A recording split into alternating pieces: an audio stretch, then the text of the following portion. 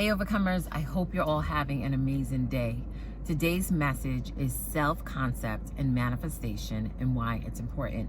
And I'm reading from the book, The Power of Awareness and Feeling is the Secret by, of course, you know who, Neville Goddard.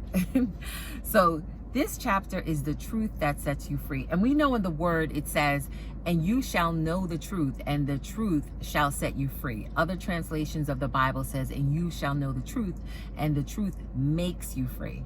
So I want to read this chapter because the truth is that we are made in the image of God. We have the DNA of God inside of us, and therefore we can create our lives too. You're going to hear me say this all the time because it's a truth that we have to understand. As conscious creators, as believers, as people that trust God, we have to know who we truly are. And often in the world, there's so many lies and so much deception to keep us from knowing that truth so that we never fully step into our power, and so that we, instead of living an empowered life, we live life from a less than standpoint and live fearful instead of being in strong faith. So I want to read to you from this section, The Truth That Sets You Free. The drama of life is a psychological one, in which all the conditions, circumstances, and events of your life are brought to pass by your assumptions.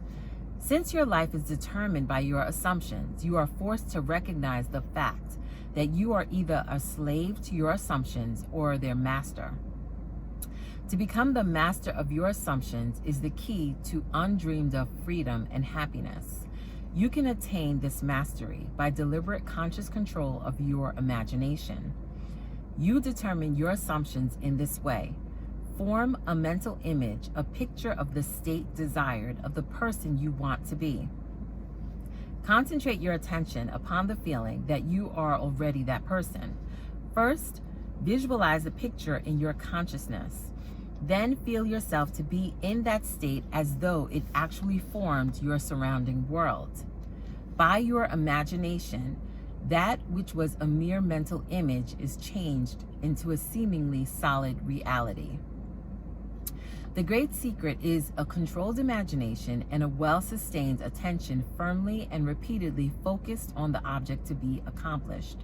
It cannot be emphasized too much that by creating an ideal within your mental sphere, by assuming that you are already that ideal, you identify yourself with it and thereby transform yourself into its image, thinking from the ideal instead of thinking of the ideal. Every state is already there as mere possibilities as long as we think of them, but as overpoweringly real when we think from them. This was called by the ancient teachers subjection to the will of God, or resting in the Lord. And the only true test of resting in the Lord is that all who do rest are inevitably transformed into the image of that in which they rest, thinking from the wish fulfilled. You become according to your resigned will, and your resigned will is your concept of yourself and all that you consent to and accept as true. You assuming the feeling of your wish fulfilled and continuing therein, take upon yourself the results of that state, not assuming the feeling of your wish fulfilled. You are ever free of the results. When you understand the redemptive function of imagination, you hold in your hands the key to the solution of all your problems. Every phase of your life is made by the exercise of your imagination. Determined imagination alone is the means of your progress, of the fulfilling of your dreams. It is the beginning and end of all creating. So I love how, I want to go back to, it says here, every state is already there as mere possibilities, as long as we think of them, but as overpoweringly real when we think from them. So our state, meaning like our state of mind, our thoughts, because your life follows your thoughts. So whatever you are thinking on a continuous basis, whatever your dominant state is, whatever, I like to say, whatever your go-to is. Because some of us, we live life like I would say from an inspired and empowered state. So that's our go-to. Even though challenges show up, even though circumstances may arise, we still believe and have hope and faith that things always work out for us. And that is biblical. You know, the word says all things work together for good for those that love the Lord and are called according to his purpose. So when you live life from that state, things seem to just work out. Things seem to flow. Things will come to you. Things will manifest. But on the other hand, if you're living life and your self-concept is things are negative, life is hard, you know, just thinking that everything is so negative, focused on the latest headlines, focused on what they are saying. And this is why I encourage you to shut certain things off, because certain things I truly believe, and I've seen it for myself, is designed to keep you dumbed down and designed to keep you in a negative state. So this is why it's so important to become a conscious creator, to walk by faith, and to have a strong self-concept. Because as Neville Goddard is saying here, he says that all of the things that we desire, they are just mere possibilities when we think of it. But when we think from it, it can become a reality. And as you persist in it, it does become a reality.